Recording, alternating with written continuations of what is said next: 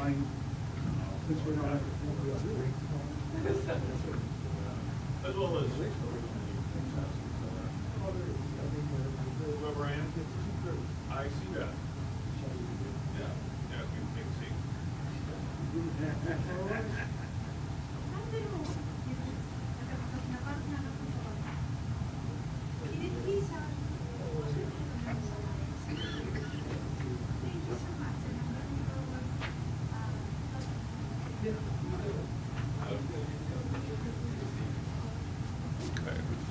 If you could just take a seat, that'd be great.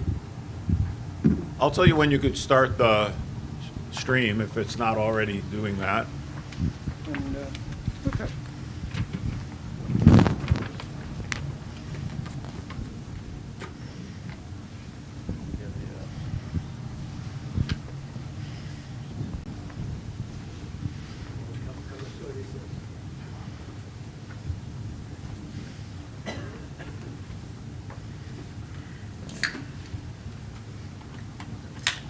Okay. So, well, thank you all for being here. If you want to start the stream, that's great. We're good? Okay.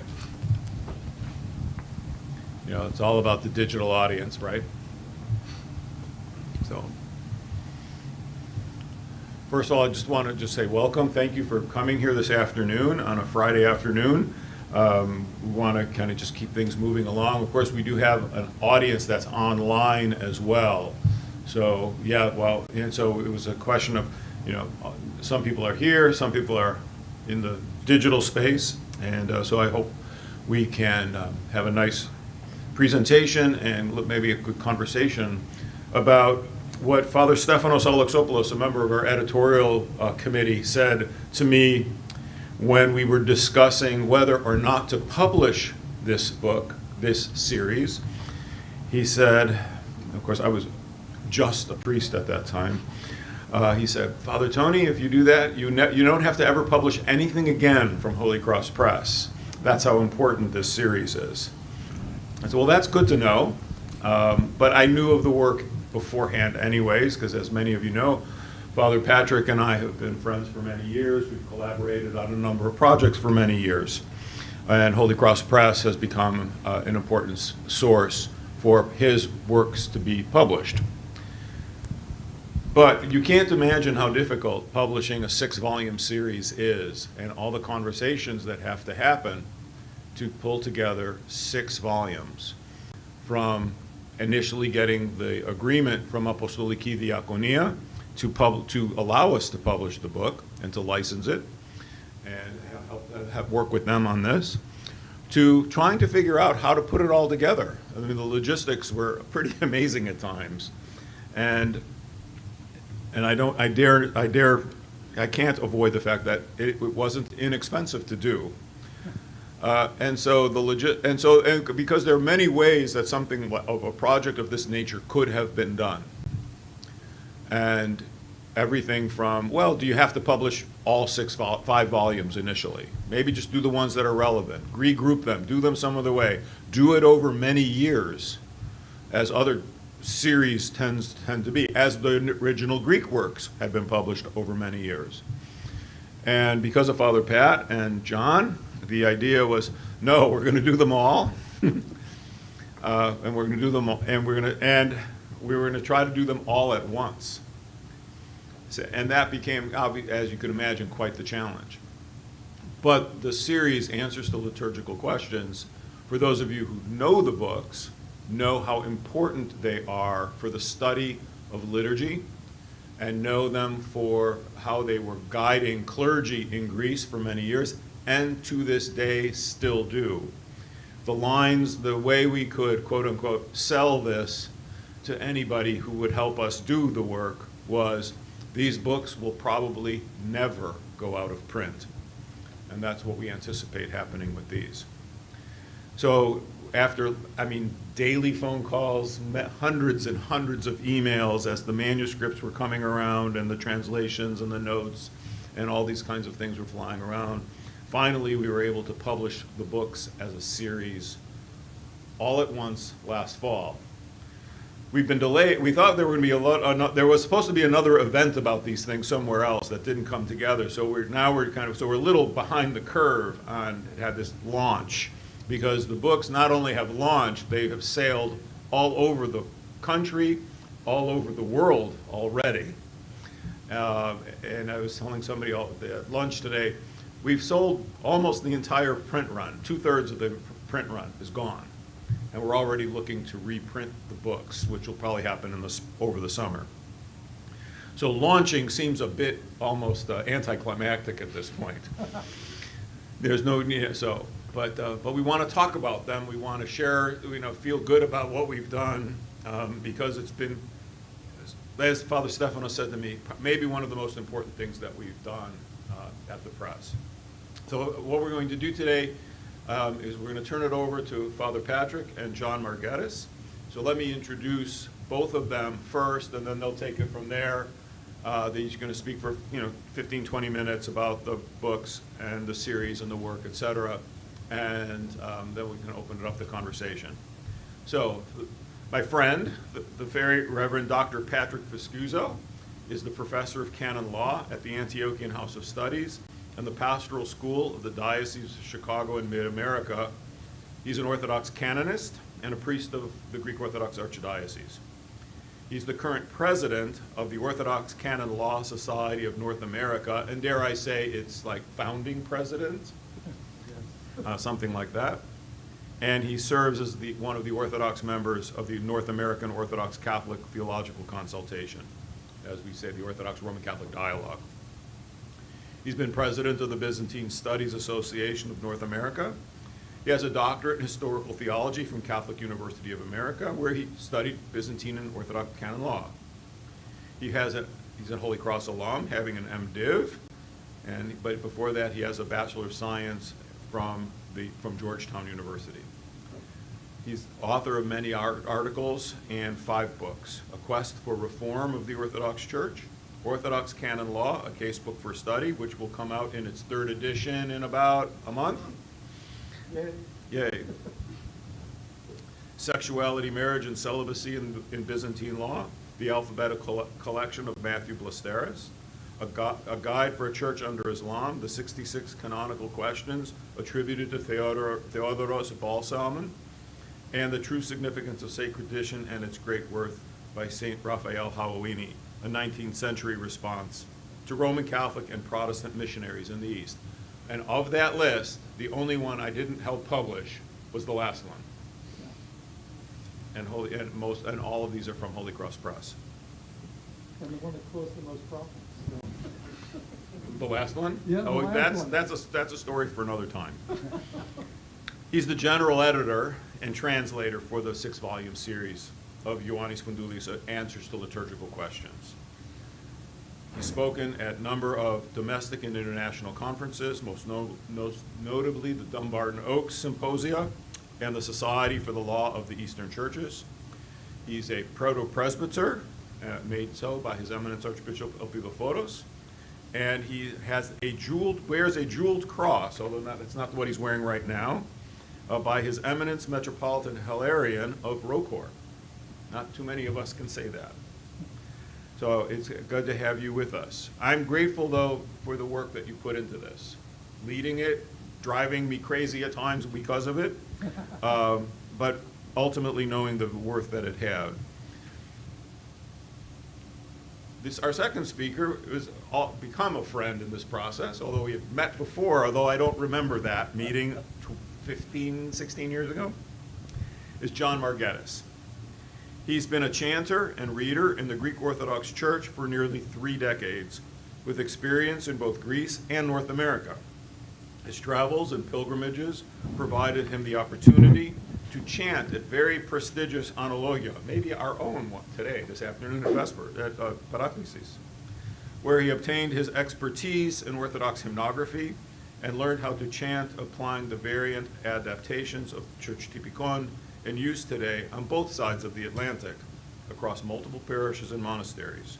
And that's why you're going to see the importance of his contribution, not just as a translator, but to the content of these books. His travels have also allowed him to study the application and adaptation of the Typikon in multiple jurisdictions as well, including Slavic ones. Over the years, he has conducted significant pilgrimages on Mount Athos, where he has had the opportunity to study and train in live monastic analogia on the Athonite Typikon, as well as the Holy Mountain styles and approaches to chanting. He was born and raised in Greece and completed his primary and secondary education in the American Community Schools of Athens prior to obtaining his undergraduate and graduate degrees in the U.S.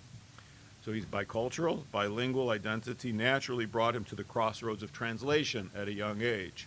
And we've learned today he's been translating since he was a little kid. And later in a more professional capacity, including for corporations with modern applications that required text to flow in multiple languages, as well as for academic and ecclesiastical texts. Growing up in Greece, he split his time between big city and village life, making him an expert in local customs, traditions, cultures, and historical perspectives. And now 6 years ago, 2019, John began his collaboration with Father Patrick on the translation and editing of the 6-volume annotated translations of Answers to Liturgical Questions. So these are the two people that did the heavy lifting, leadership, coordination of the work. Father Patrick, of course, first in line, I guess, on that. John second in line, and with teams of people working on the other pieces of it. So that's how this all came together, and was possible for this massive text to come together as rapidly in 5 years as it could possibly be. So I'm grateful for both of you for being here. I'm grateful to hear what you have to say. I know the audience, I'm sure, will have questions, but I just have one word of thanks. As I said before, this was not an easy project to do, and we couldn't have done it without the financial support of the Melonakos family, somebody from here from Holy Cross, had been a student here at Holy Cross, and the Faith Endowment. Because of their financial contributions, it was possible to do a lot of the work, paid for a lot of the things that needed to be done, and allowed us to produce them all at one time. If it hadn't been for that, we would have had, just because of the finances involved, would have had to just move much more slowly. But because of faith, the Faith Endowment, and the Melonakos family, we were able to do this much more quickly than many people thought possible. So I'm grateful for them. And finally, for those of you who are clergy of the GOA, because of faith, if you haven't signed up for their freebie copies, go to their website. Today's the last day you can get that promotion, where you or your parish can obtain a copy for free, through us, of course, but and that they've taken care of that. But sorry, people who are not clergy or not GOA parish leadership, you're on your own. But because of faith, it's all possible. So again, go to their website, take it up. So, Father Patrick, I'm going to turn the floor over to you. You can do. I think it'd be easier to use the microphone from the streaming perspective, okay, and then we'll have you sit down and go from there. Thank you. Thank you. Well, thank you very much, Your Grace, and thank you for that wonderful introduction. As His Grace has said, I'm the general editor and translator of this English translation of the Answers to Liturgical Questions by the major liturgical scholar, Ioannes or John Phountoules.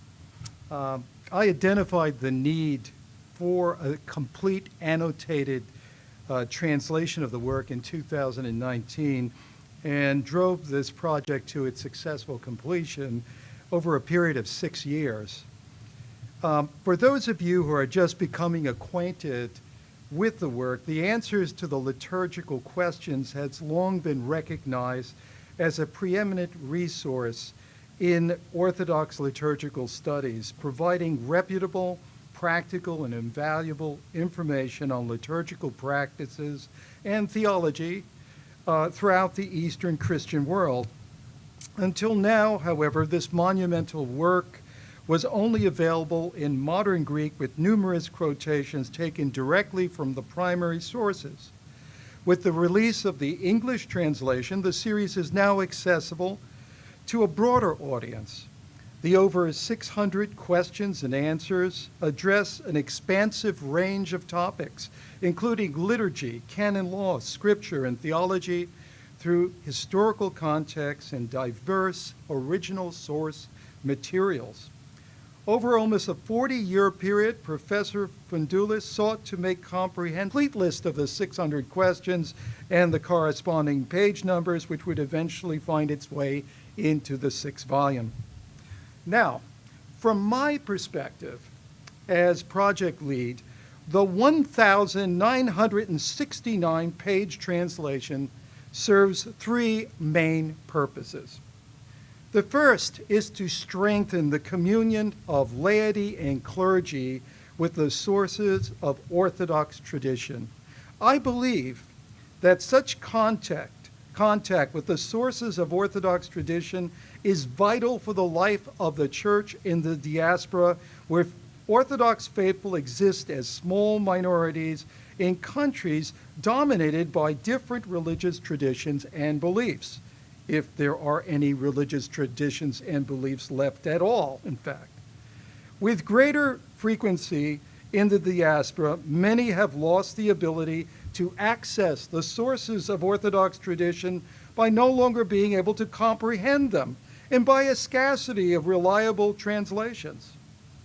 Since liturgy and worship are among the foremost ways in which Orthodox faith is preserved, the translation of a major reference work remains directly relevant to the daily liturgical concerns of the Church, especially in the light of our modern context. A second purpose was to promote correct liturgical practice among the faithful.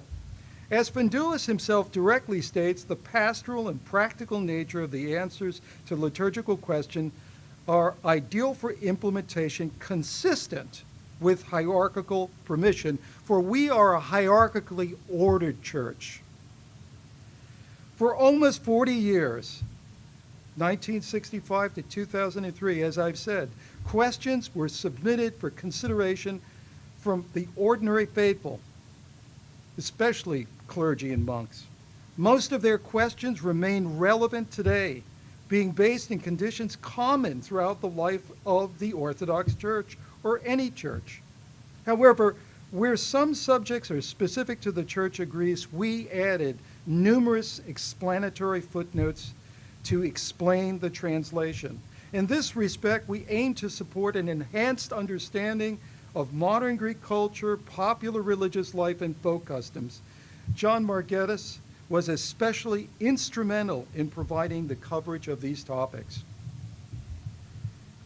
The third and final purpose was to promote the use of Phountoules scholarship and that of modern Greece in general through a major translation into a language widely used as a lingua franca for research and analysis on the international stage. Phountoules' work not only includes numerous quotations from original liturgical and patristic sources, but also references to a multitude of modern Greek and Byzantine authors and scholars. Academic circles outside of Greece are often unfamiliar with such writers. When Phountoules references such authors, I added biographical notes containing extensive bibliography with the aim of opening modern Greek scholarship to the world. To also promote an appreciation of Phountoules' academic work and specifically expand its scholarly value, I wrote most of the 6,381 footnotes to correctly identify sources, especially using critical editions and to include updated bibliographic information. In contrast, the original Greek volumes only contain 7 footnotes. In the 6th volume, not part of the original publication, we promoted all 3 of our stated purposes by including a complete list of questions with their page numbers, a comprehensive index to the entire work, a glossary of over 300 major liturgical and theological terms, as well as helpful illustrations and photographs, almost all of which we need to credit John Margetis for obtaining on-site in Greece. Regarding the index, we responded to Ioannes Phountoules' own wishes expressed in the prologue of the 5th volume of the Answers to Liturgical Questions as his life was nearing to an end, and you can almost sense that he wished that he could live a few years to complete this, that his work be completed, in his own words, with a general alphabetical index by subject for the entire series, in order for the searching and finding of what is sought to be easily accessible, a matter which now is difficult with the existence of 5 individual volumes. In this way, we honored his last wishes. In this manner, by enhancing the original work in a way that could preserve its content and make it useful. Now, I'd like to say something about Phountoules, an observation or two about the work that I obtained, that it's based on some understandings that I've obtained by reading the entirety of the 5 volumes and translating them. Phountoules observes that during historical periods, when the church was found at a high and spiritual theological peak, both the clergy and the people were generally well catechized and often consciously knew and lived the liturgical life of the church. Consequently, there was significantly less danger of liturgical deviation during such periods. On the other hand, when theological education and catechism deteriorated and the church as a whole lived in times of nearly general decline, deviations from the correct liturgical tradition occurred more often. That is a belief of John Phountoules.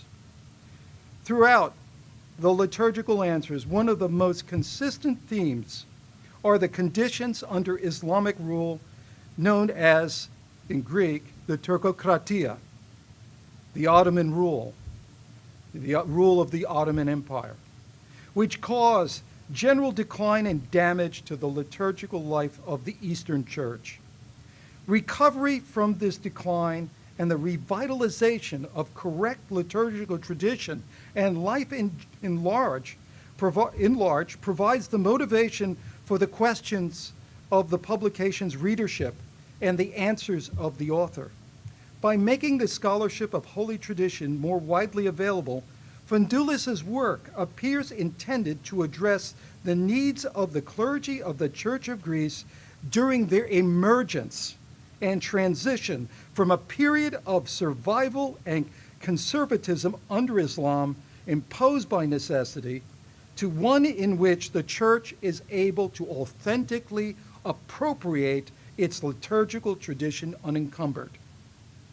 In the interest of providing examples, Phountoules associates the Turkokratia with the following practices which he considers to be negative, but that we would recognize, for better or worse, in our contemporary church.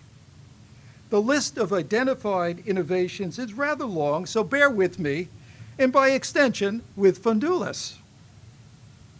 Here is a partial list of those innovations that he regards as negative that are the result of Islamic rule.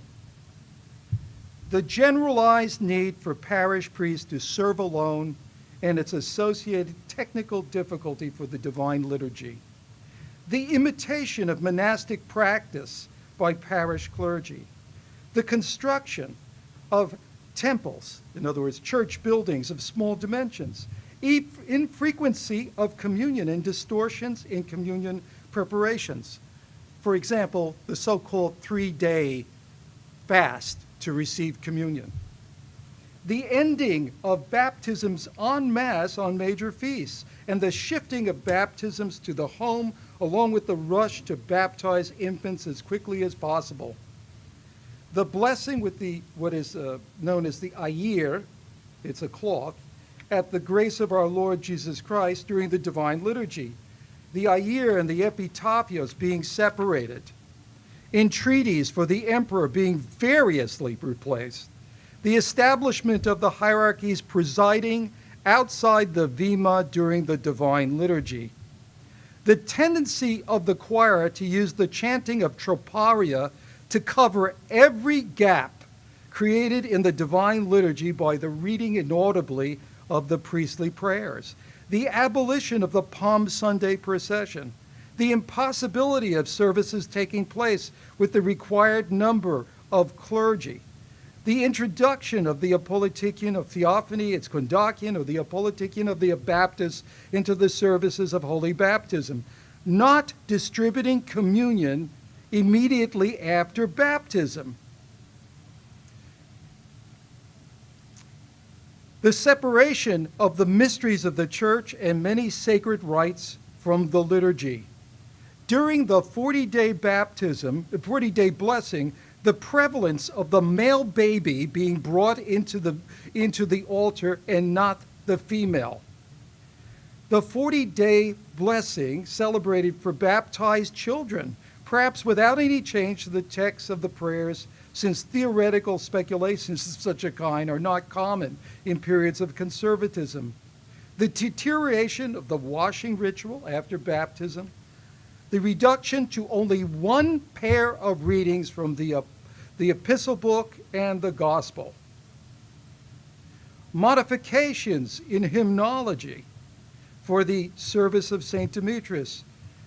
The highlighting of the importance and symbolism of censing during the especially of the Divine Liturgy. The triple repetition of the servant of God is betrothed and the servant of God is crowned during the celebration of betrothal and marriage. The tendency for interpolation of ill-timed addition of prayers, including preparation prayers for Holy Communion, and troparia before and after Holy Communion, assuming cataclytic proportions for the normal conducting of the Divine Liturgy. The monastic typikon becoming completely prevalent in parishes. The priest of parishes not only praying for, but also praying in place of the people. The blessing of loaves being detached from the vigil, and the celebration of the Divine Liturgy connected with Matins.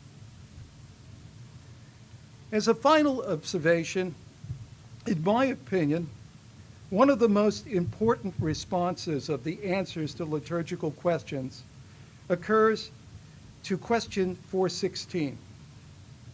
It is, quote, "It is often said by many that the Divine Liturgy lasts too long and Christians become fatigued. If this is a serious reason, how would it be possible and at what points could some shortening take place for its length to be reduced?"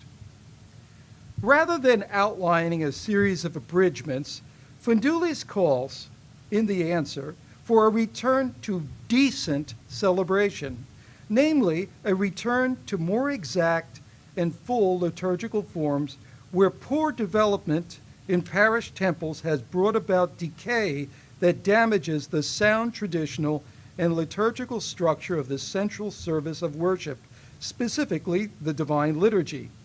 The author states that, at some point, the clergy must think seriously and responsibly not only regarding abridgments, but about the restoration of our liturgical practice. Moreover, Phountoules believes that what increases the time length of Divine Liturgy and probably makes it fatiguing is not only what is said and chanted during it, but how it is said and chanted. The author observes that the tempo of the chanting and the enunciation can be done in a way that not only does not fatigue, but keeps the dialogue of priest and people constantly lively and vibrant. However, the author believes that in parishes during more modern times, the chanting in the Divine Liturgy has taken a different course, which certainly is not traditional. The emphasis is placed on the chanting and on the elaborate musical enunciation of the diaconal petitions and of the priest's exclamations. In the North American context, I might add, one could also observe the operatic singing of choirs and even the insertion of organ interludes. As a corrective, ecclesiastical music must be viewed as the adornment, according to Phountoules, and the musical garment for the sacred hymns, and that it serves worship and is integrated within its entire liturgical climate. It is not an end, but a means. When the means is diverted in purpose, the result is an adulterated condition that is catastrophic for acceptable anti-orthodox approach of omitting and shortening the very prayers of the liturgy. Phountoules quotes the instruction for a priest that is attributed to Saint Basil the Great. Stand in compunction and purity of heart in the holy sanctuary, not looking around here and there, but standing with fear and shuddering before the heavenly King. Neither rush through nor shorten the prayers because of human weakness, nor have a high regard for a human person, but look only towards the King who is present and the hosts that stand around him. Glory to God in all things. Thank you very much.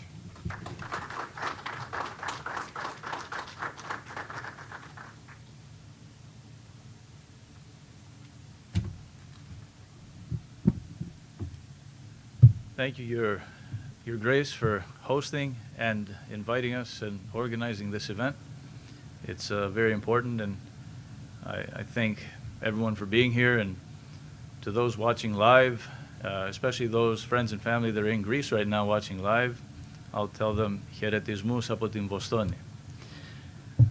I'm John Margetis, Associate Translator and Editor of the Phountoules translation, having collaborated closely with Father Patrick for close to 5 years prior to the publication of this work. And one might ask, what interested me? And the underlying catalyst for me to get involved, perhaps, was my own chronic inability to explain why a homogeneous liturgical experience did not visibly exist from parish to parish, or even between Greece and Greek Orthodox parishes in North America throughout my many travels over the years.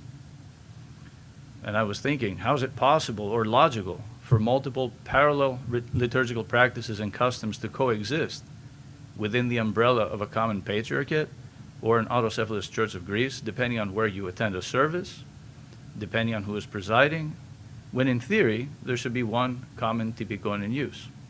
These were thoughts that I've had for many years. But this observed inconsistency made the 600 questions and answers a very attractive project for me personally. And I had actually purchased these books in Greek several years prior to the initiation of the project. But finding time to read is always a challenge, of course, for me and probably for many people.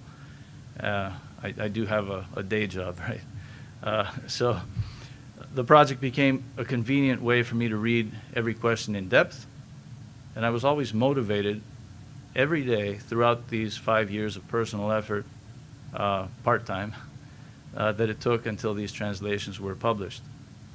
And on the surface, it might appear easy to translate a phrase or word from Greek into English. Sure. But in the case of Phountoules' answers to liturgical questions, we have to remember he was addressing an audience native to Greek life and culture, contemporary, and as such, there's actually a lot of assumed and unexplained knowledge and understanding that is not fully revealed in the text. Someone that has not been immersed in the contemporary reality of local customs and practices that Phountoules alludes to, either implicitly or explicitly, will have a very hard time understanding any translation, no matter how accurate it may be. And I can give you some examples, but for example, it's perfectly easy and accurate to translate the term idiotiki liturgia as private liturgy. Sure, it's accurate in English, but how many English speakers outside of Greece would actually know what this means? What's a private liturgy? And I don't know if anyone in the audience, I'll make it a little interactive. Any show of hands of someone that's been to a private liturgy? I see a couple of clergy there, so they're acknowledging. I'll share a deviation for a moment here, but I have an image here from the internet. I don't know if you can zoom in, but It's an announcement of the falling asleep in the Lord of Father Konstantinos Gelis a couple years ago, 94 years old. Why am I holding this up? The last name Gelis is actually the same last name as my grandmother. And you'd say, are they related? Yes, they had a common ancestor. The common ancestor was a Greek captain of the freedom fighters in the area of Thebes, an oplarchigos, called Georgios Gelis. After the freedom fighting, the Revolutionary War of 1821 in Greece, some years later, up in his lair, he had a ledge way up in the hills overlooking the plains a little to the east of Thebes, and he had a view of what was going on below, very strategic. There was a little cave there where he used to camp out, and he had his mules, his horses, because there was some water coming out too.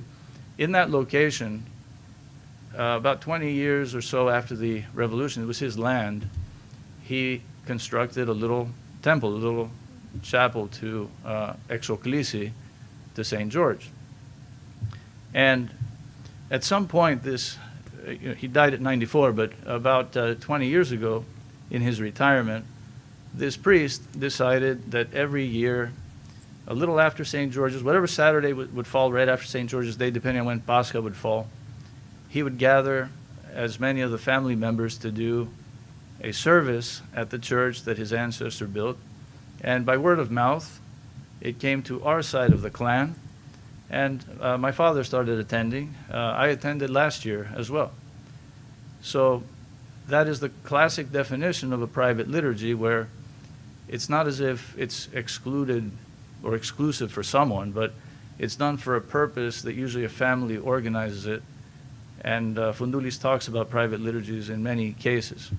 But I just wanted to share that's the kind of experience that someone that hasn't experienced that, it's going to be a very odd thing to hear about private liturgy. So here's another one for you. What does Phountoules and those asking him mean by a liturgy for schools? Who has experienced that? Again, we see a couple of the same hands going up, but most people that have not been to Greece don't realize that, and that was in question 185. I won't go into it. There are plenty of books around. 185 for those that are interested. And what did Phountoules mean by financial consequences to the dissolution of an engagement in question 116? What does that mean? So if someone doesn't know or didn't remember that dowries were officially rendered obsolete by the Greek government only in the 1980s, but they actually involved ownership transfer of real estate and other monetary assets by contract to the groom as a precondition to marrying the bride, usually, right? In those days, there was even a comedy film from the 1960s that mocked this practice, and actually they took it to an extreme, but they were mocking the reality that the less attractive a bride was, the higher the monetary value of the dowry. And that movie, if you're interested, is I Neraida και το Παλικάρι with Aliki Vouliouklaki, Dimitris Papamichail, Fortunakides, Vrondakides, etc. Right? So, in the passing reference to financial consequences that Phountoules made, if you don't understand what was going on back then, it's going to go right past you. How about another one? How prevalent could a custom be such that a priest would even ask in a public forum if it's permitted to cut an unbaptized baby's hair prior to the baptism? And has anyone in this audience been yelled at by their religious aunt and forced to kneel in front of icons and conduct endless recitations from the Prosefgitarion at the age of 7 when they dared to snip a bit of their baby brother's hair prior to baptism? My brother's in the audience today, by the way. This is a true story. And this misunderstanding was, quite, prevalent in Greece. The priest must be the first to cut the hair. That was the myth. Of course, Phountoules I was 7. I didn't know he had already answered it in question 156, right? I would have gone, I would have avoided a lot of kneeling and prosefitaria, right? But I did not know. So, but this is probably why, you know, it's important to get the word out with Phountoules about, to dispel a lot of these myths as well. There's real theology behind it that we need to explain to people. And why would anyone in Greece bother asking a question of whether or not white wine would be permitted for use in divine liturgy? Well, great. Have you ever worked in a vineyard that was planted in the early 1960s because all the vineyards in the village were destroyed by phylloxera?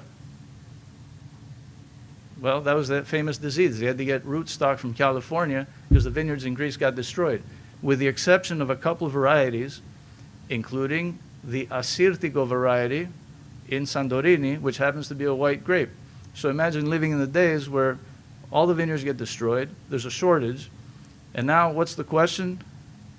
Question 117, by the way. You know, can we use white wine? Well, the answer is yes, of course, but these were the kinds of things. And even in World War II and other wars where the scorched earth policies where they destroy land and steal everything, you know, it made wine scarce in different localities, right? But if you don't know these things, the question is pretty odd. You know, why are they asking this? How about another one? Funereal and burial customs in Greece, especially in villages, in the years prior to the wider availability and use of modern refrigeration. You know, who remembers the villages at the homes, the vigils at the homes, right, in the villages? And the endless lines of villagers going through the night, coming in and paying respects at the home with the deceased in the living room, and having meals right next to the casket. We forget these things. We think, oh yeah, funeral homes. It wasn't like that. And those, you know, those cultures, and there are a lot of questions that refer to what the priest has to do at the home. What do you mean at the home? No, if you don't know that there's been that custom, it's going to go right by you. How many people have attended the exhumation of a monk from a grave on Mount Athos and overheard that the reason that they waited for 11 years versus the standard 3 was because this particular monk had undergone chemotherapy, and from practical experiences, the monks knew it would take much longer for the full decomposition process to occur. Therefore, their standard of 3 years was not valid in those cases. They had to do something different. How many people have seen the calamities and conflicts between the priest and the impatient laity that are alluded to in question 393 on the morning of Great Saturday? For example, right?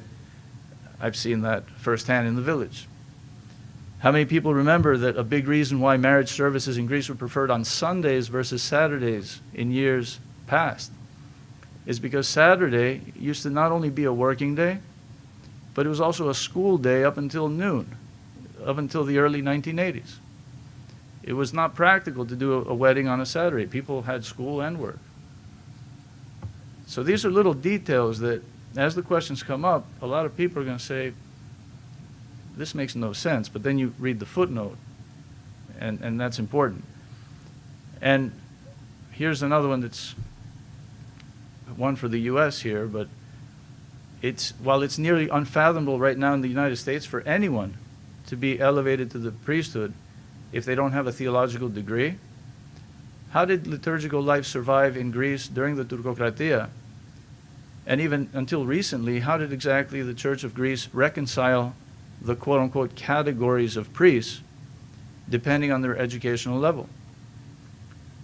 The miracle-working Father Dimitrios Gagastathis, if anyone's familiar with that story, of blessed memory, is a classic 20th century example of an individual who, after his military service, had to go back to school at the age of about 24 in order to get the equivalent of a 6th grade education so that he could become a priest. That was the minimum, if you can believe it. And that was only 100 years ago. And he was an excellent, devoted priest whose prayers resulted in tangible miracles.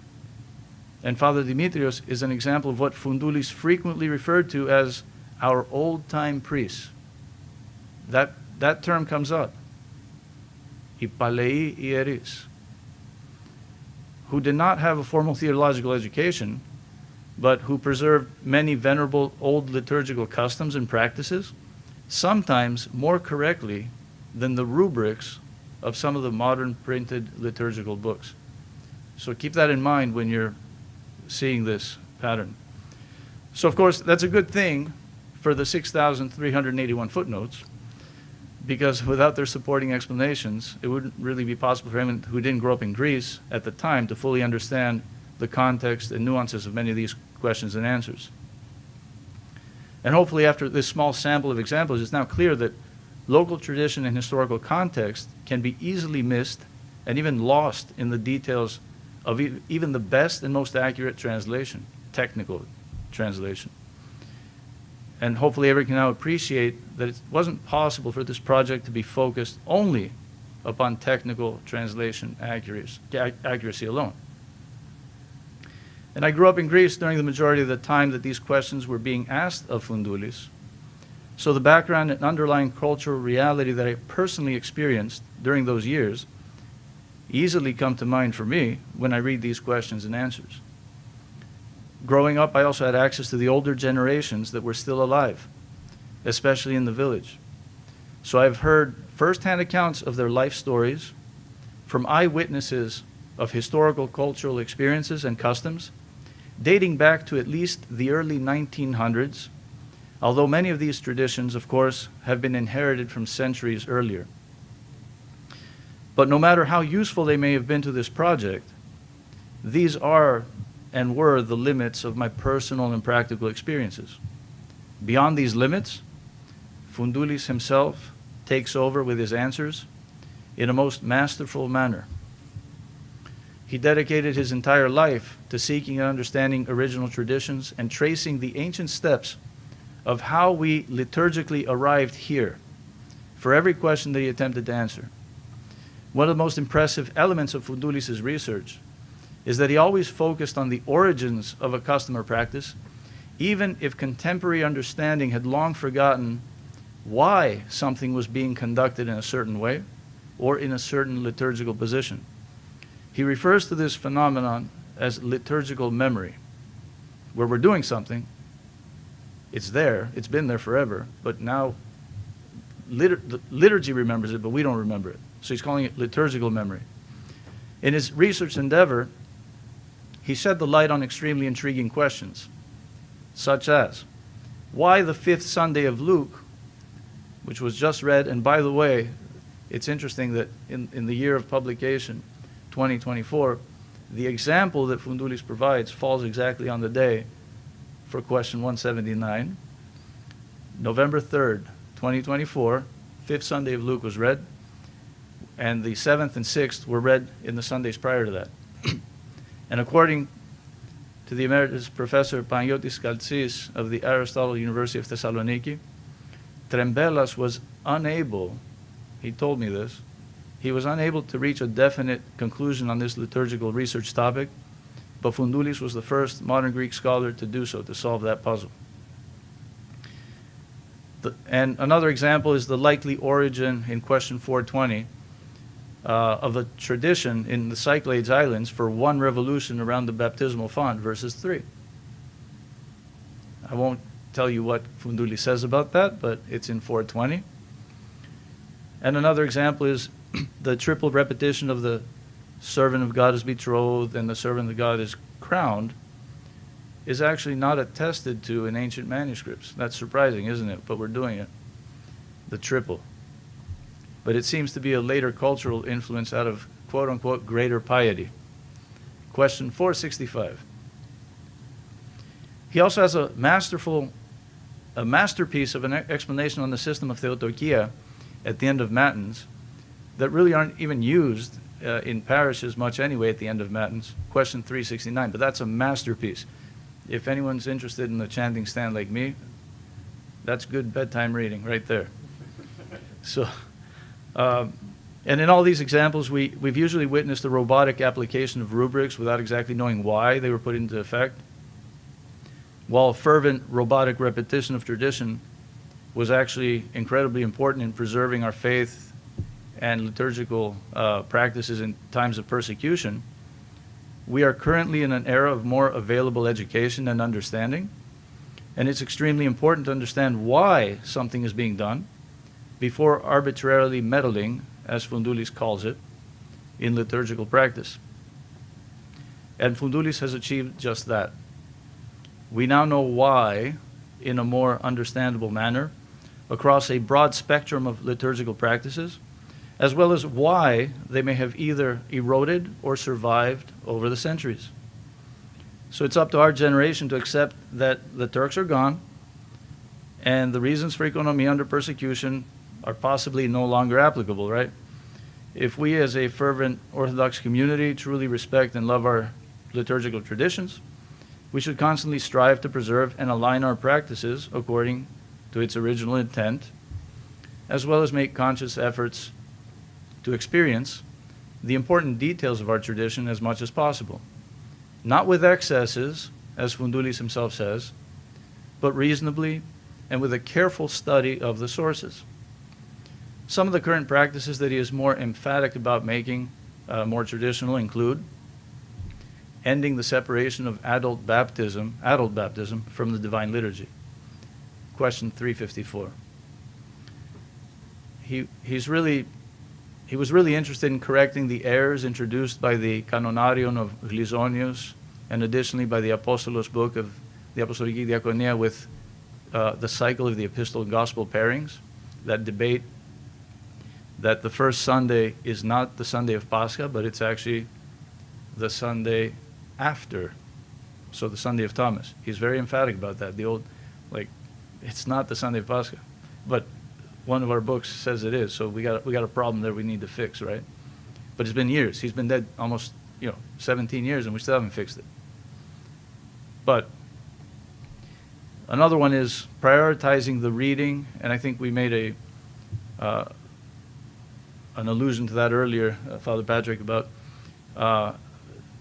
the prescribed cycle of readings with the repetitive versus the repetitive readings for Feasts of Saints that have taken precedence for some reason, unless there's, of course, a willingness to return to the ancient practice of double pericopes, which is currently preserved in the Slavic traditions and in monasteries as well. Somehow in parishes disappeared. And now we're reading the repetitive ones instead of the reading of the day. So he's very emphatic about that.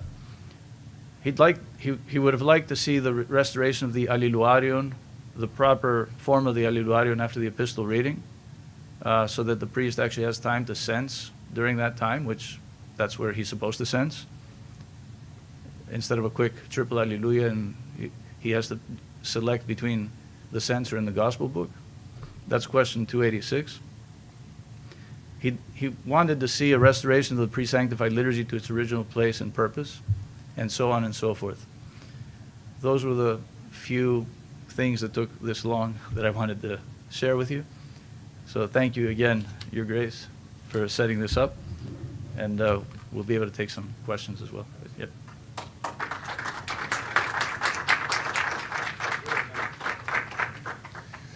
Thank you, Father Pat and John, for getting us thinking about what's in these books. I'm sure there are questions from the floor. We're going to see if there's a possibility of a question from somebody who's watching online as well. We'll figure that out. But to get things rolling, you hinted at it, and I'll get the first one. You hinted at this. Sources. Phountoules is from a period when of scholarship, especially patristic scholarship, liturgical scholarship, is a return to the sources generation. How does Phountoules, reflecting that return to the sources, and here I'm thinking specifically of the one picture of a source that's in the book of Simeon himself. So if either of you want to talk about where he sits in this return to the sources generation, and then the fun fact of finding this manuscript. So. So you got the microphones there. You can just use that one. Should be okay. Oh, maybe I could. Whatever. I could come up. So that one works. Yeah. I think that, Sit down. you know, it's, can everyone hear me? Yes. John and I have spent so much time together. I can almost predict what John is going to say. And so I'm going to answer this question, beginning the answer. And John, I'm sure, is going to complement it and take a very large part of the answer.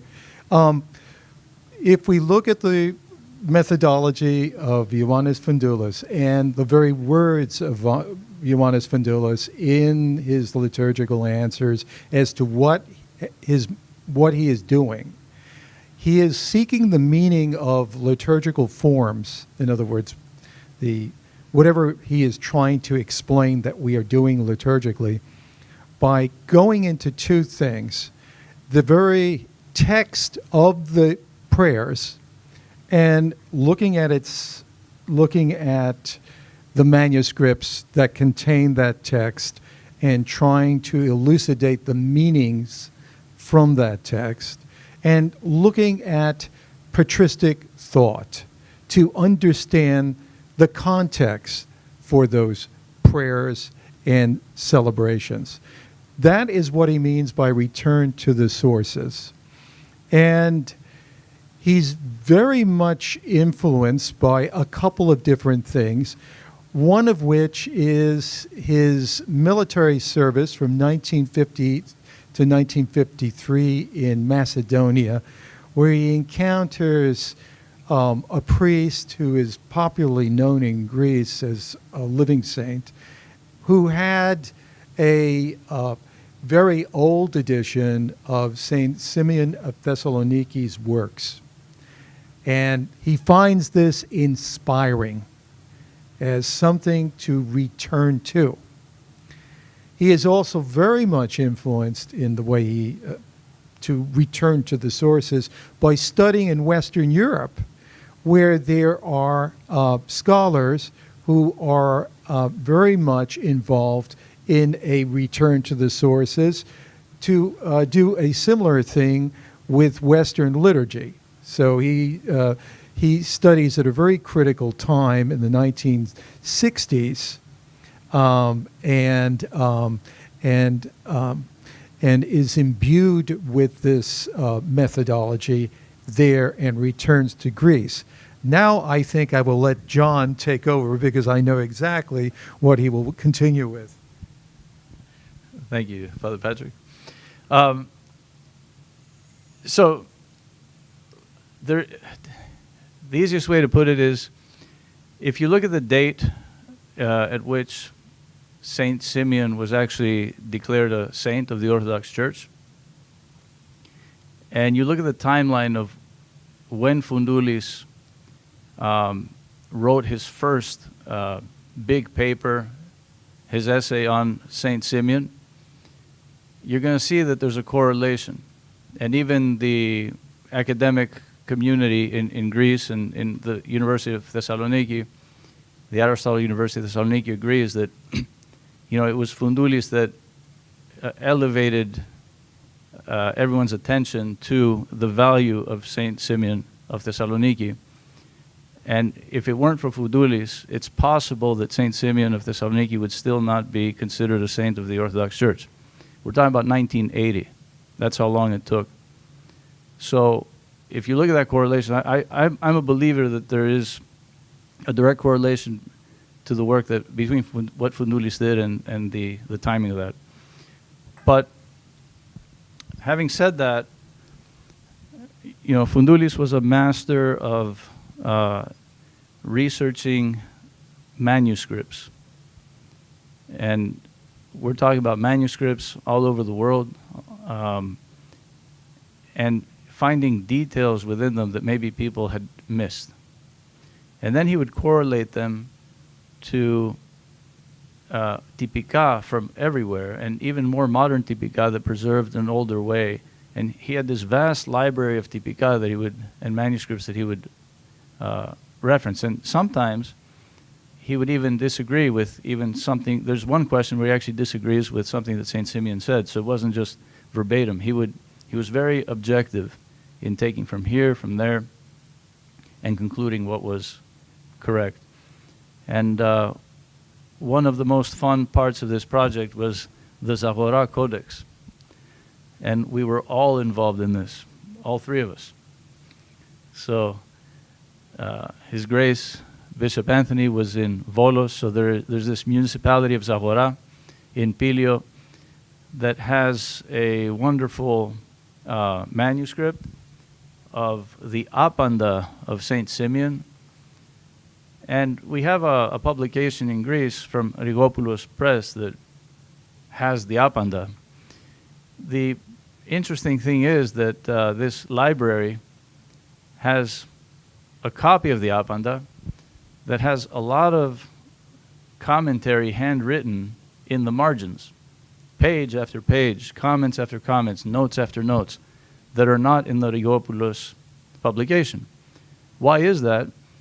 Because that manuscript belonged at some point to St. Simeon himself, and he had augmented his thoughts on a lot of these things. And it's a very valuable piece, and we thank the bishop for getting a copy, a digital copy for us so we could do our work. Yeah, actually in my laptop, there's a PDF. That's the whole thing. Yeah. Bob, of course, John and Father Pat have it as well, but, yeah. So we're...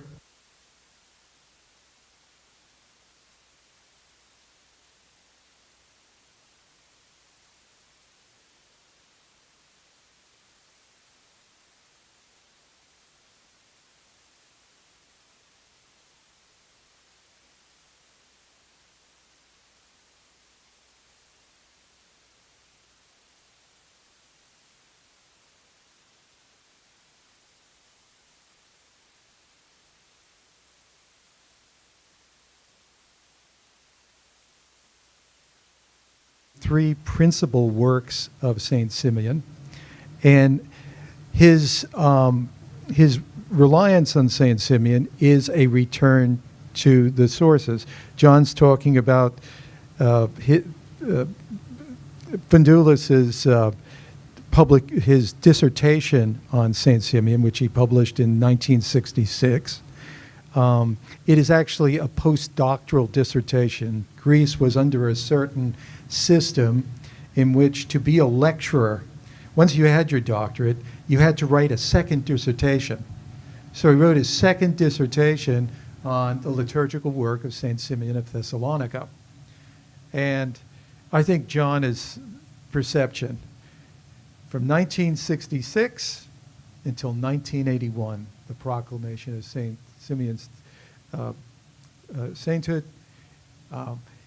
I really do think you put your finger on it, that Phountoules certainly has a major role in bringing the world to the world's realization of the life of St. Simeon, his work, and his sainthood. So, a very, very important insight. Okay. Thank you. Questions from the floor? Yeah, Richard. Thank you both very much for this monumental work and this very informative presentation.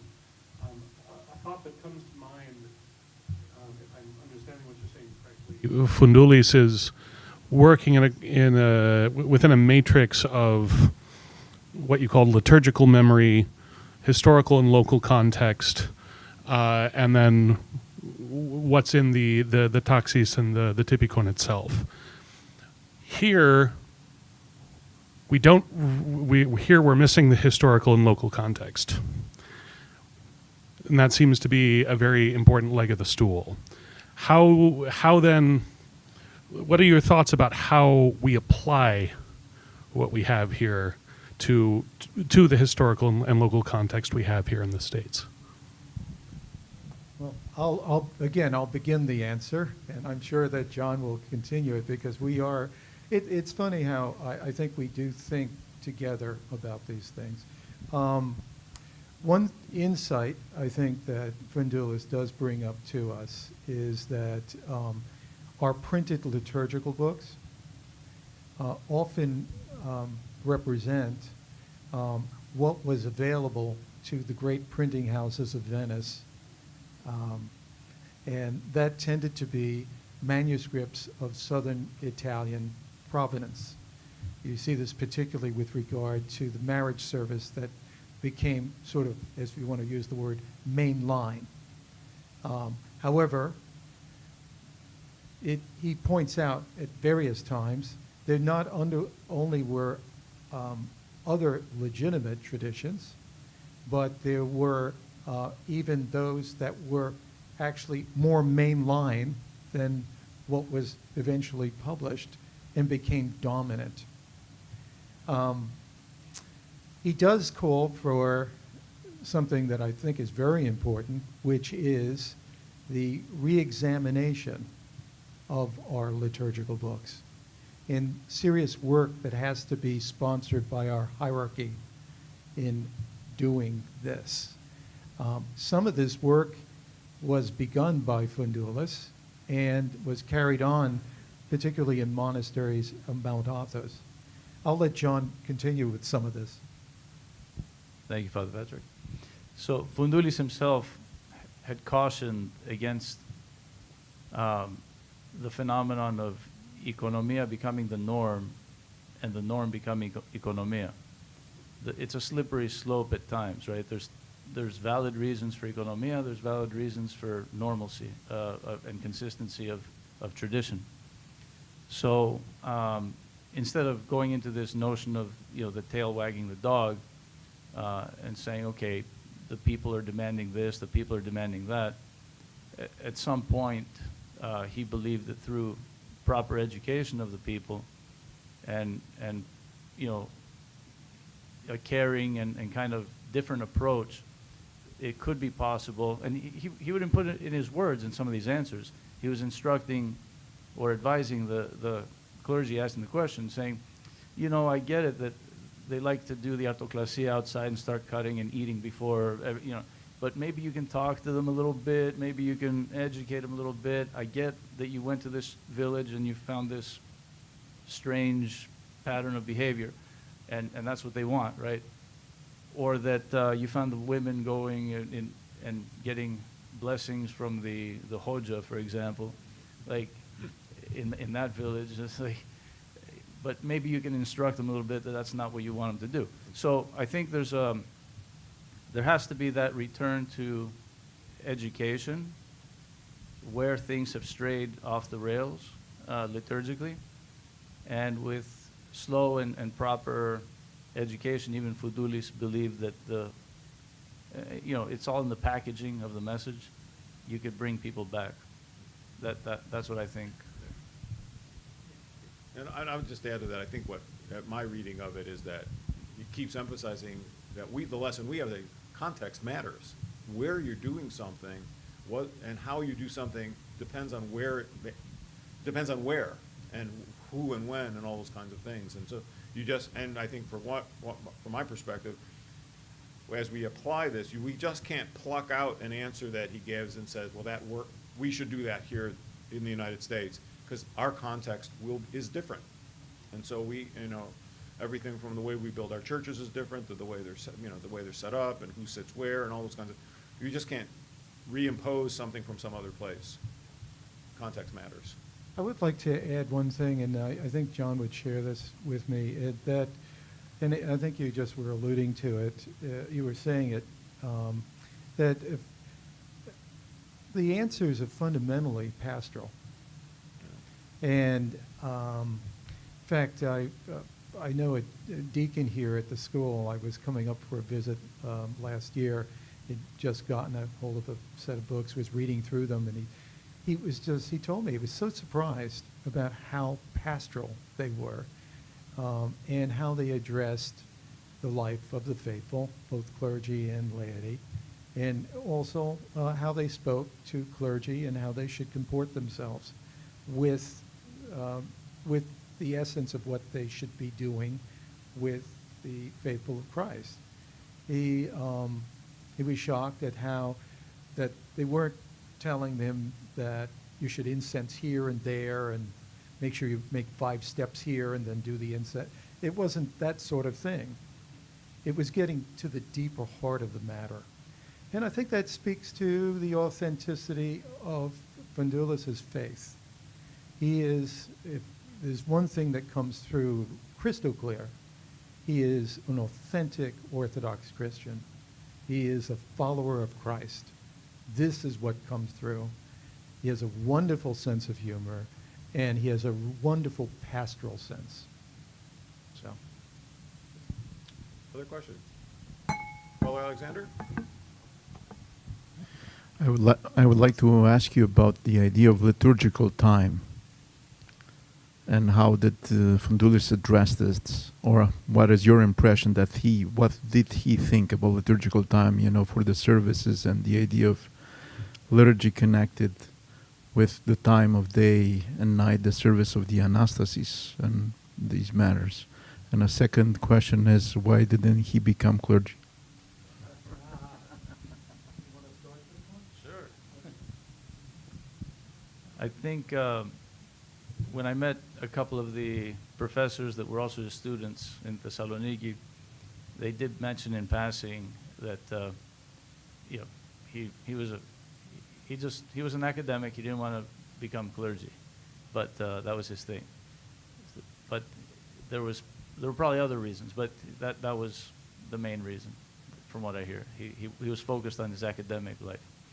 But in terms of liturgical time, Phountoules himself, early on in Volume 1, points out that there is no time for divine liturgy. However, in several answers, and I've got the notes, I'm not going to dig through the exact questions, but the challenge in, and we know from pre-sanctified because it's connected with Vespers, there's a presupposition that people are fasting almost 24 hours, et cetera, et cetera. There is that question that he poses himself about the practicality sometimes. If people aren't able to do it, his view is really like, maybe they should just focus on communing on, Saturday and Sunday, for example. Like he, instead of forcing the issue and changing things and moving them to the morning and having Vespers in the morning and things like that. But when someone can and when someone should, and liturgical time and the, what they call it, the Eucharistic fast, right? He points out that even in our liturgical cycle, the vigils, sometimes they shorten the Eucharistic fast, etc. He has a whole topic on that. So I don't think, apart from the services of the daily service, midnight out service, we have matins, we have Vespers, we have Compline. Those and the hours, they're set at certain hours. But liturgy, it's possible to celebrate any time, but you have to be careful of the Eucharistic fast. That's his caution. I don't know if I answered that. yeah, I think you did, and I think that he has much to say about the adaptation of the monastic hours to parish celebration. And you have this sense that the adaptation is not that all successful, because the monastic hours, the way they're set up, is a sanctification of time. And they are specifically designed in a certain order to do just that.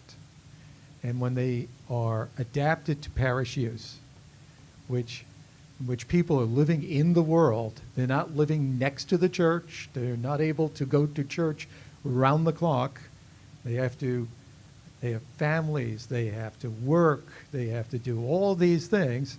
A not so successful thing occurs in which the services are compressed into blocks. And the whole sense of the sanctification of the daily cycle is in some sense distorted. And so he has an interesting discussion of that, and he elucidates that, and it begins to raise some questions of what can be done in terms of change. And he has recommendations, I leave that, it's a wonderful answer, and I leave that to to your exploration of the books. There is, he does reference the doctoral dissertation of Father Alcibiades Calivas, who writes on liturgical time. He actually references it directly in the liturgical answers. I mean, and he speaks of it as a good work. Calivas And, was indexed in this book. Yes. You can just find it quickly. and a student of Phountoules. I was privileged to have him as one of my professors here at Holy Cross. And he does speak to his work and summarizes it, which I am very delighted that a professor from our own country, from our own archdiocese, contributed to the scholarship of modern Greece and the liturgical scholarship of that country. Someone else? Yeah, Father Romanos. I would also like to thank you for this. I think Richard justly called it monumental academic and pastoral contribution. I've been teaching Byzantine music and service rubrics here at Holy Cross for almost 20 years now, and I turn to Phountoules all the time to answer difficult questions, and now I can just tell the students, just buy the set and read, find the answers yourselves. My question is, what kind of an impact would you like this series to have on liturgical life in the States, and what kind of an impact do you actually anticipate it will have? Well, that's a good question. I'll start.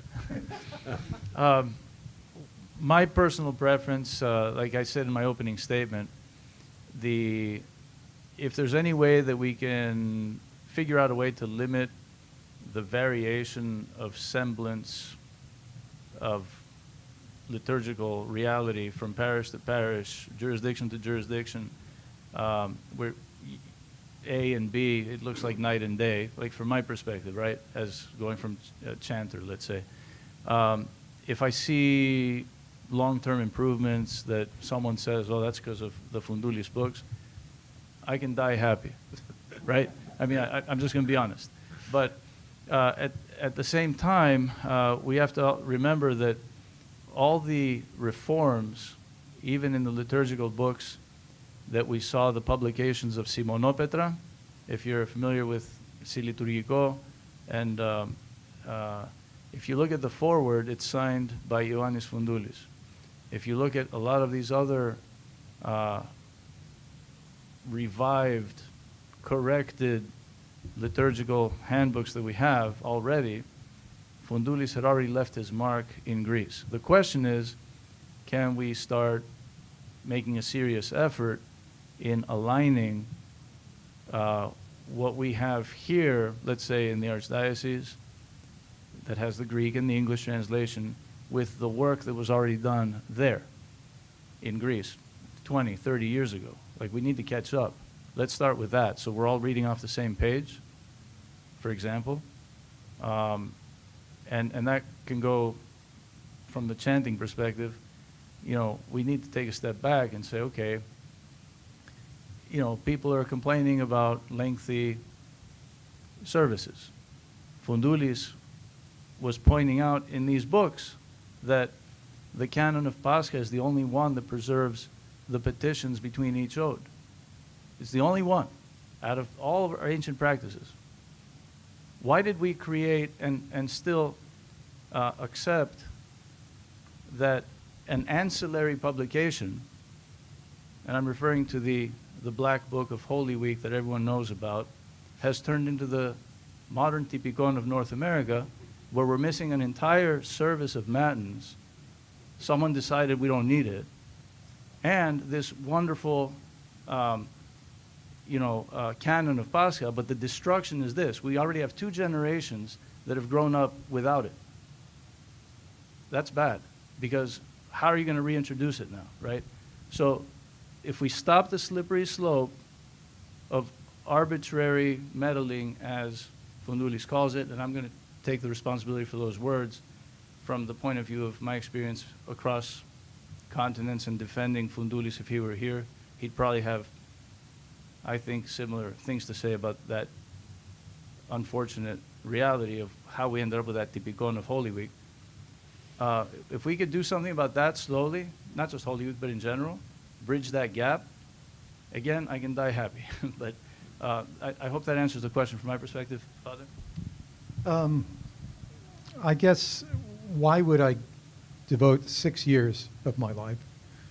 Why would I get up at 4:30 in the morning every morning and work till late in the evening? I mean, it sounds a little corny, but that's what I did. Why would I do it most of the days of the week? It was to have an effect, a positive effect in the church, to contribute, to provide a resource to the clergy and the laity that will improve their appreciation of the liturgy, and in this way make them into better people when they worship. I think that there is such richness in these questions and answers that if they are read by our clergy and laity, they can't help but have a positive effect of whatever it might be. Whether it's now a better, more decent celebration in which there's more of a dialogue between the people and the clergy and the celebration of the divine liturgy, whether there's more a better chanting, a restoration of better practice in the preparation for receiving the body and blood of our Lord Jesus Christ. Phountoules talks about preparation for receiving the sacrament often. And I think that it would be, if that could be improved as a result of learning and teaching, that would be a wonderful thing. And I would be extremely happy about that. I think there's a lot of good intention within our church here in this country, and I think there's a desire to do things in a better way, in a more authentic way. And I think that us being able to make available something that answers those good intentions, that answers the desires of our clergy and our laity, is something that I think was worthwhile doing. So I would answer your question that way. There are specific things that I would love to see in parish life. I would love to see the restoration of our liturgical cycle of scriptural readings. I would like to see it. It was designed by the fathers of the church, and it would be wonderful to different ways, but I would like to see that. I would like to see the restoration of certain parts of the liturgy, including the praying of the prayer of the faithful. That would be a good thing. I would like to see the removal of the personal prayers for the preparation for receiving Holy Communion. I would like to see them taken out of the liturgy. Our liturgy, all the prayers, with the exception of the prayer for the preparation of the priest for the celebration of the Eucharist, all the prayers of the liturgy are done in the first person plural. Those prayers that are preparation prayers, are done in the first person singular. They are private prayers, personal prayers. They can be done before the liturgy. There are so many prayers in the liturgy already where we pray together and prepare ourselves to receive the Eucharist, that if we were to use those, we don't need the personal prayers in the context of a celebration in which we are coming together as a body of Christ. We are coming together, in words of Phountoules, as one corporate body, hierarchically organized and worshiping together, praying together in the first person plural. We don't interrupt everything and then pray personal prayers in the middle of the thing and then receive Holy Communion. So I would love to see that, but these are things I hope for. That would be an effect of, the study of the liturgical questions, the consideration of them by hierarchy, and hierarchy using its apostolic ministry and its discretion in leading us to celebration. Deacon Ephraim, you get the last one. Then we'll call it a day and have cookies. All right. Most of the Unless we have something online. most of the questions we see Phountoules says, "Oh, we have this tradition and we have this tradition," but he never says like this is right. There's sometimes like that's definitely wrong, but there's most of the time he gave like this maybe pastoral way of some people does this way, some people does this way. So, for example, the archangels, Gabriel, and how we put them right or left. Some people switch them. He says like some people. He gave like this explanation. The other people gave this explanation, but he never says which one is right. Like kind of like you've. Well, I have to, having read all of the questions, all of them, I have to tell you there are many instances which he does come down very much on one side or another. I'll give you an example, a couple of examples of things that he would be very emphatic about. He would be very emphatic about distributing Holy Communion, the body of Christ, from the Lamb and not the particles. Very, very emphatic about that. He is emphatic about not kneeling on Sundays. He is emphatic about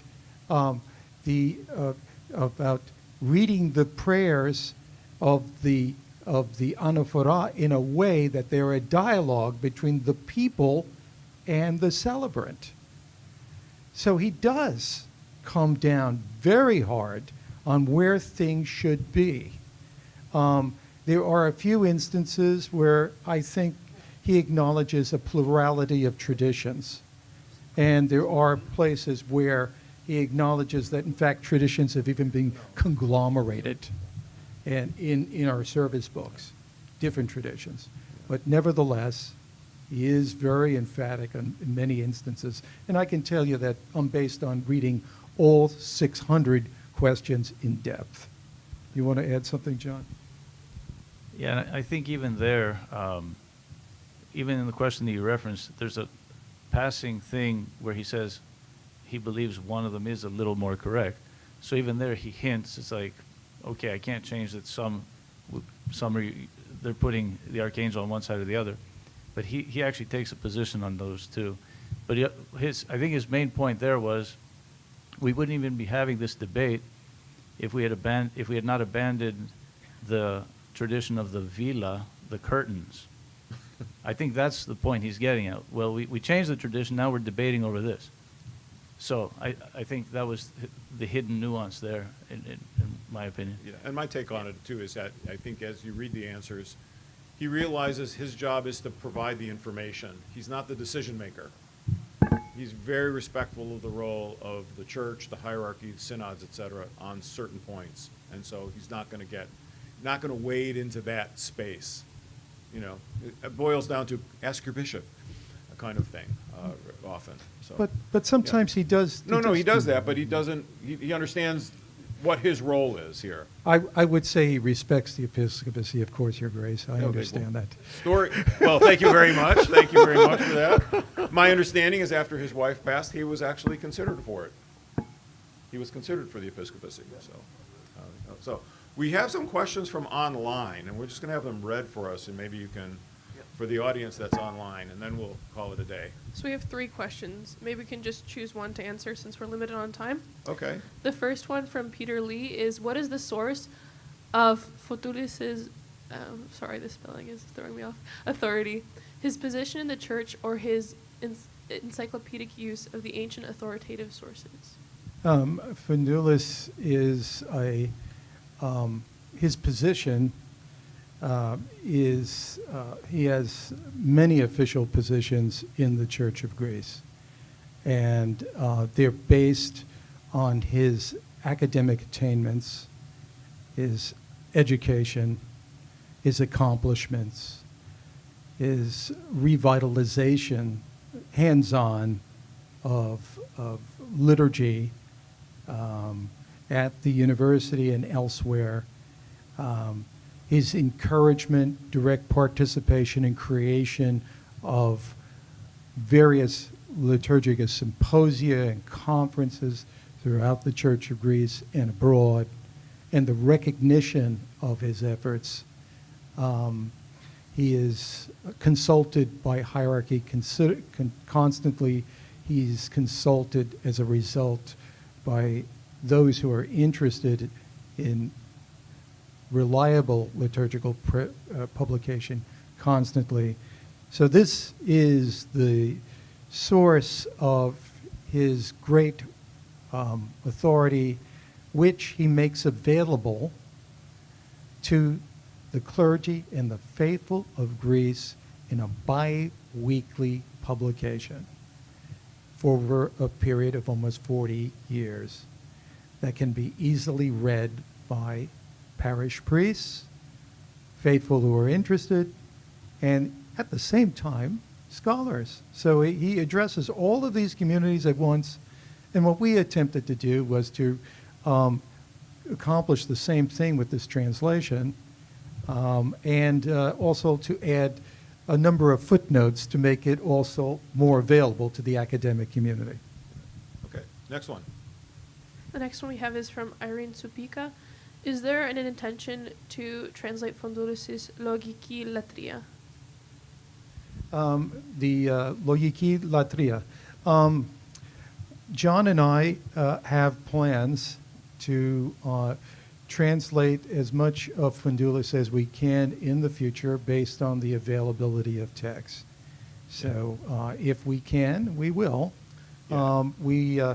I think we love working together, and there's a genuine friendship here, and that extends into a desire, a shared desire of love of orthodoxy. Yeah, and I couldn't fill in on that too. Holy Cross Press, over the years, we've developed a very constructive relationship with Apostoliki Diakonia of the Church of Greece, which published the original Greek books and the questions. And so we're in conversation with them all the time about what would be the best next books or set of books, articles, etc., for us to be working to translate. And because after spending 5 years with Phountoules, you've got kind of Phountoules' language in your head. It kind of comes quickly. So we've talked to them about what would be one of the next ones to do. So a lot of it's going to depend on what they own the rights to that they can license to us, so we can do it all on the up and up. Last question. Last one is from Savas Zembilas. The Metropolitan of Pittsburgh, yes. Pay attention to this one. Yes. Thank you for the comprehensive and expansive index. Had you considered organizing the material by subject rather than as originally published? Is a searchable online version possible? I will address the question about rearrangement.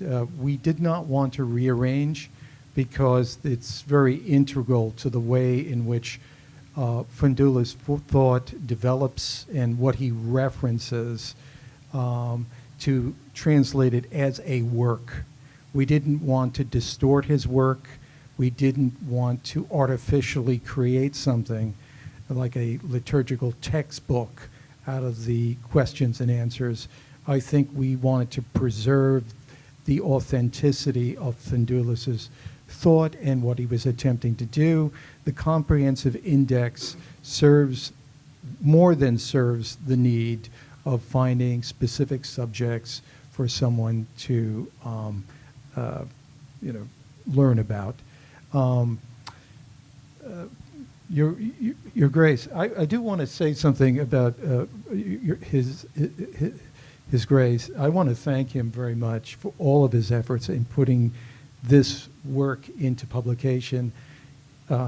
he stood by the publication of this work when some others wouldn't. And I really want to thank him for that. Well, first of all, And- thank you for that. Some people thought we would never pull it off. Let's start there. So the fact that we did it was like, ha, we did it. Gotcha.